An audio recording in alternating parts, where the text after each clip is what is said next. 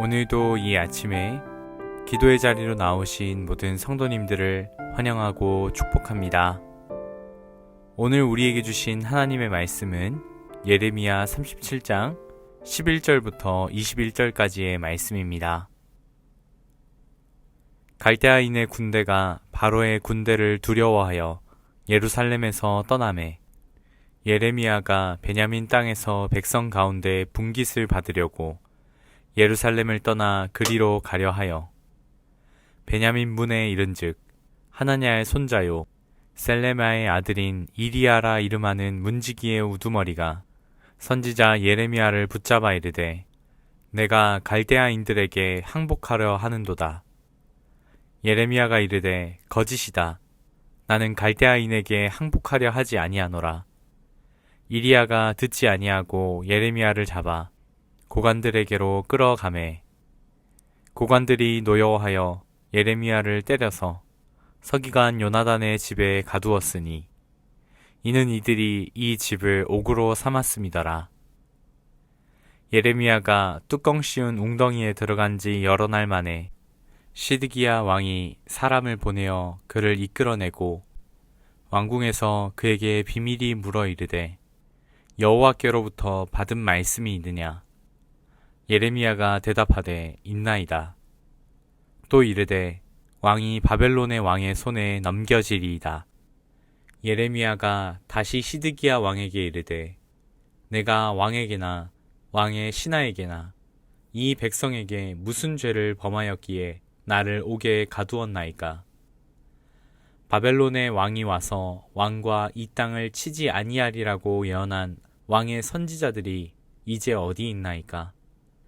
내 주 왕이여, 이제 청하건대 내게 들으시며 나의 탄원을 받으사 나를 서기관 요나단의 집으로 돌려보내지 마옵소서. 내가 거기서 죽을까 두려워하나이다. 이에 시드기야 왕이 명령하여 예레미야를 감옥들에 두고 떡 만드는 자의 거리에서 매일 떡 한 개씩 그에게 주게 하매 성중에 떡이 떨어질 때까지 이르니라. 예레미야가 감옥들에 머무니라. 아멘. 오늘 말씀의 상황은 바벨론의 군대가 예루살렘을 포위하다가 애국 군대가 출병한다는 소식을 바벨론 군대가 듣고 587년 1월부터 그리고 3월까지 잠시 군대를 물리고 철수한 상황이었던 일입니다. 후에 다시 바벨론이 쳐들어와서 결국 예루살렘이 함락되고 이스라엘 백성들은 포로로 잡혀가게 됩니다. 오늘 말씀에서 남유다 백성들이 느끼는 감정은 매우 기뻤을 것입니다. 당장 코앞에서 자신들을 위협하던 바벨론 군대가 물러가고 앞으로 평화가 찾아올 것으로 생각했기 때문입니다.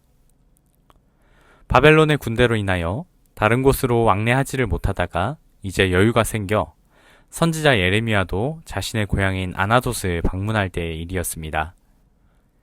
아나돗은 예루살렘에서 북동쪽으로 4km 정도 떨어진 매우 가까운 거리에 있었는데요.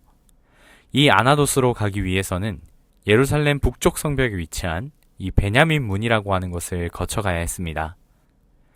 그때 오늘 말씀의 13절 말씀의 상황이 벌어지게 된 것입니다.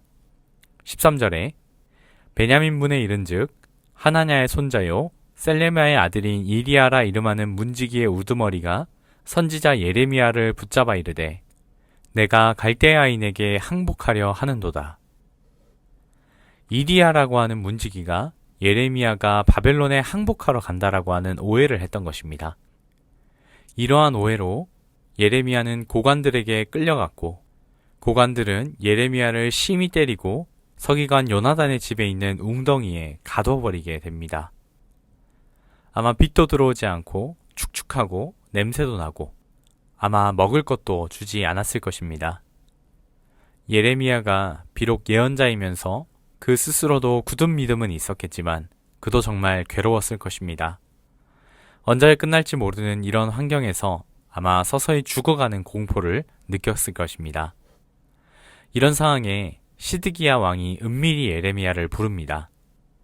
17절 말씀에 시드기야 왕이 사람을 보내어 그를 이끌어내고 왕궁에서 그에게 비밀이 물어 이르되 여호와께로부터 받은 말씀이 있느냐?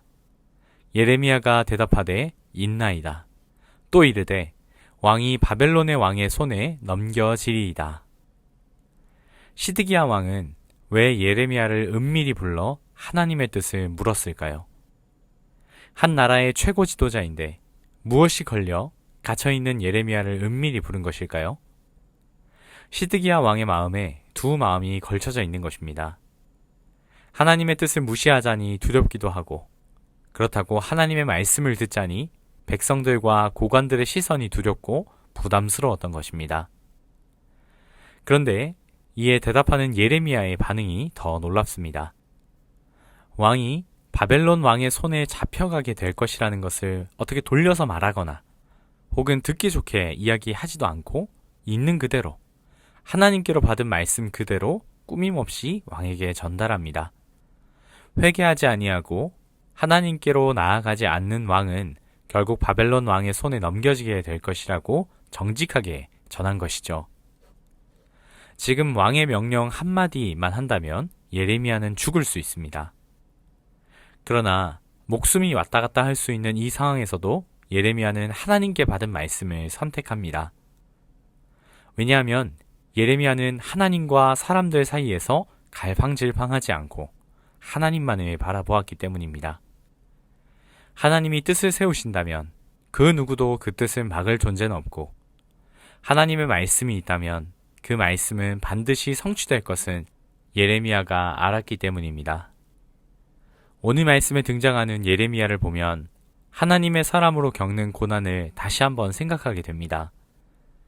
예레미야는 자신의 안위를 위협하는 모든 상황에서도 하나님의 말씀을 전한 참 선지자, 참 성도라고 할 수 있습니다.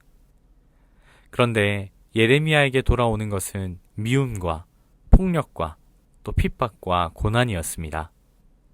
하나님은 성도의 길을 우직히 걷는 우리들 가운데 하나님은 복을 주십니다.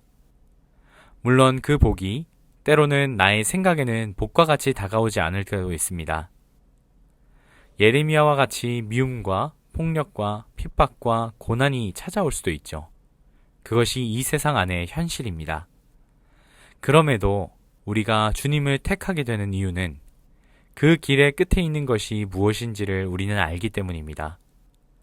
성도의 길의 끝에 주님이 계시며 우리가 걸어왔던 길을 기억하시며 그리고 그 후에 주님의 잔치에 참여하게 될 것이기 때문입니다. 그 전까지는 주님이 때마다 주시는 힘과 능력으로 견뎌내는 것입니다. 또 우리에게 오는 그 고난을 우리의 몸에 새기면서 인내하는 것입니다. 로마서 8장 17절 말씀에 자녀이면 또한 상속자, 곧 하나님의 상속자요 그리스도와 함께한 상속자니 우리가 그와 함께 영광을 받기 위하여 고난도 함께 받아야 할 것이니라 라고 말했습니다. 예수님으로 인해 받게 되는 고난이 있다면 그것을 우리 가운데 새겨 주님 앞으로 가져가 나아가 주님의 위로를 받는 우리 모두가 될 수 있기를 간절히 소망합니다. 또 예레미야와는 다른 위치에 있는 시드기야 왕을 보면서 우리 마음의 태도를 한번 점검할 수 있는 시간이 되었으면 좋겠습니다. 하나님의 능력을 늘 의심하며 한 발은 하나님께 또 한 발은 하나님이 아닌 다른 것을 두고 대세이다 싶은 것에 더 무게를 실으며 살아가는 우리의 모습은 없는지를 돌아봅시다. 만약 내가 이런 모습 가운데 있다고 한다면 이 시간 기도하며 나아갈 때 확신 안에 거하는 믿음을 구하며 함께 나아가면 좋겠습니다. 주님이 우리를 택하시고 또 부르시고 구원하시고 자녀 삼아 주셨고 하나님의 일을 오늘 우리에게 맡기셨다라는 그 확신 안에 거한다면 우리가 더 이상 머뭇머뭇하지 않고 하나님께서 기뻐하시는 길을 선택할 수 있을 것입니다. 오늘 말씀을 기억하면서 기도하실 때 예레미야와 같이 믿음으로 인해 고통받고 있는 상황이 있다면 주님이 주시는 힘과 능력과 상황을 구하며 나아가셨으면 좋겠습니다. 더 나아가서 그 고난을 새기며 하나님의 위로하심을 구하며 나아갑시다. 하나님의 자녀요 상속자이기에 주님의 고난에 참여하게 되었음에 감사할 수 있는 우리가 되기를 소망합니다. 그리고 시드기야 왕처럼 둘 사이에 머뭇머뭇하지 않고 확신 안에 거하는 믿음을 구하는 이 시간이 되면 좋겠습니다. 이 믿음 주셔서 삶의 모든 마디마디에 주님의 기쁨이 넘쳐나는 삶을 사는 우리가 될 수 있기를 기도하는 이 시간이 되었으면 좋겠습니다. 그리고 나라와 민족을 위하여 함께 기도하여 주시고 교회를 위해서 기도하실 때 예배 처소를 위해서 계속해서 기도해 주시기를 바랍니다. 마지막으로 각자 가져오신 기도 제목들을 이 시간 하나님의 손에 올려드리며 함께 기도하며 나아가시겠습니다. 함께 기도하겠습니다.